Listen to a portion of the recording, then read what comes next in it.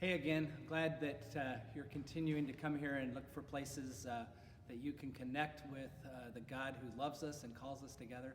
So I wanted to read at the beginning here one of what is probably my favorite psalm.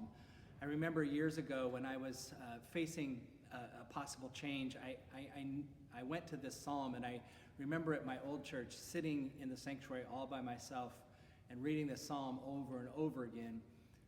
Because it just had so much meaning to me. And so I'm going to read that now, but I want to tell you how I heard it back then, but how I've since heard it now. And so let's just listen to this psalm, Psalm 46. The psalmist says, "My God is my refuge and my strength, a very present help in trouble. Therefore we will not fear, though the earth should change, though the mountains shake in the heart of the sea, though the waters roar and foam, though the mountains tremble with its tumult. There is a river whose stream makes glad the city of God, the holy habitation of the Most High. God is in the midst of the city. It shall not be moved. God will help it when the morning dawns. The nations are in an uproar. The kingdoms totter. He utters his voice, the earth melts.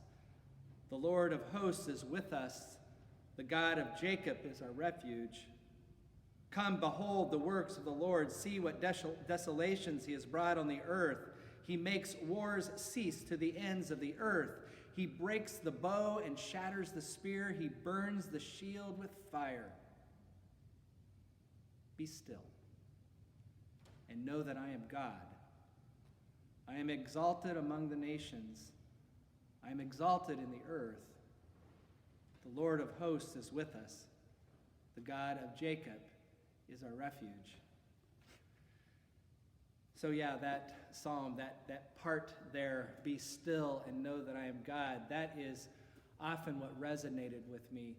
This idea of be still, be in silence, and know that God is God. It was such a comforting idea, such a comforting passage. In fact, oftentimes if I wake up in the middle of the night and I find myself just in anxious turmoil, or when I just cannot get back to sleep because of things that are on my mind, all the different things that are happening in my life or in the world, that's the verse that I repeat often to myself. Be still and know that God is God, because it has to do with silence and stillness.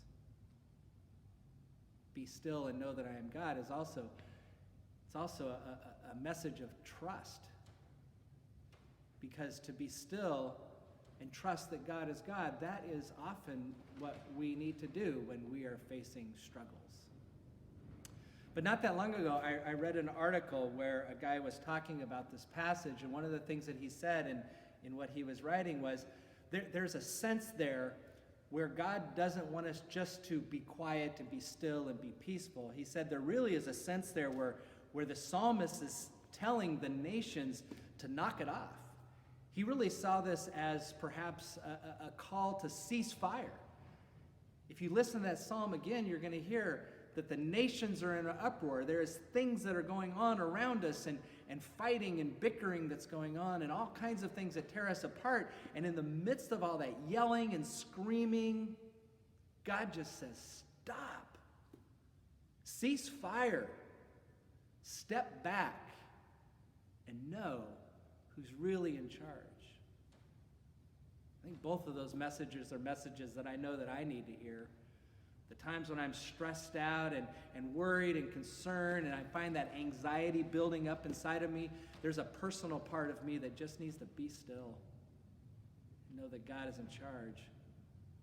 But when I look at all that's going on in the world and all the things that I see people dealing with right now, the stock market going down, people losing their jobs, people worried about whether or not they have enough food, if we were all just still and knew that God was God and understood that we as God's people are invited and called to care for one another, to share what we have, reach out in compassion and love, I think we would find out there's enough to go around because God has given us enough.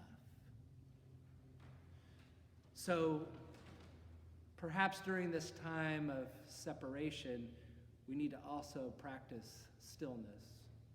Stillness when we are angry, stillness when we are in anxiety.